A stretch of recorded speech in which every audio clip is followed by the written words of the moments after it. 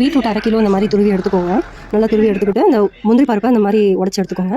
2 spoon நெய் ஊற்றி அது உருகுனதுக்கப்புறம் இந்த உடச்சி வச்ச முந்திரி எல்லாம் அதில் கொட்டி அது நல்லா வறுபட்டதுக்கப்புறம் தனியாக எடுத்து வச்சுக்கோங்க. அதே நெய்யில் இந்த துருவின பீட்ரூட்டை போட்டு நல்லா வதக்கணும். எந்த அளவுக்கு பீட்ரூட் அல்வா வதங்குதோ அந்த அளவுக்கு நல்லா டேஸ்ட் கொடுக்கும். நல்லா வதங்கி அந்த இது சுருங்கினதுக்கப்புறம் அந்த 1/2 கிளாஸ் சக்கரை தான் போட்டிருக்கேன். ஏன்னா பீட்ரூட்லேயே அந்த தன்மை இருக்கும், இனிப்பு தன்மை. ஸோ 1 கிளாஸ் பால் ஊற்றிருக்கேன். ஸோ 1/2 கிளாஸ் சக்கரை 1 கிளாஸ் பால்ன்றது மெஷர்மெண்ட் 1/2 கிலோ பீட்ரூட்டுக்கு. பீட்ரூட்லேயே அந்த இனிப்பு தன்மை இருக்கிறனால சுகர் நிறைய சேர்க்க வேணாம், அரை கிளாஸ் இருந்தால் போதும்.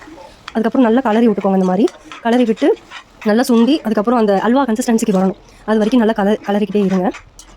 இந்த பீட்ரூட் அல்வா சாப்பிட்றதுனால இந்த நிறைய பசங்க இப்போ உருளைக்கிழங்கு, இந்த கருணக்கிழங்கு, இந்த மாதிரி காய் ஐட்டம் தான் இந்த மாதிரி சாப்பிடுவாங்க. இந்த மாதிரி சத்தான இதெல்லாம் வெஜிடபிள்ஸ்லாம் சாப்பிட மாட்டாங்க. அந்த மாதிரி பசங்களுக்கு பீட்ரூட் அல்வான்றதே அவங்களுக்கு தெரியாது. ஸ்வீட் நீங்கள் கொடுத்தீங்கன்னா நல்லா விரும்பி சாப்பிடுவாங்க. இதுதான் அதோட ஸ்டேஜ். ஃபினிஷிங் ஸ்டேஜில் 1 ஸ்பூன் நெய் போட்டுக்கோங்க. இப்போ நான் மொத்தமாகவே 3 ஸ்பூன் நெய் தான் ஊற்றிருக்கேன். ஸ்டார்டிங்கில் 2 ஸ்பூன் நெய், கடைசி இந்த மாதிரி சுண்டி வந்ததுக்கப்புறம் 1 ஸ்பூன் நெய்.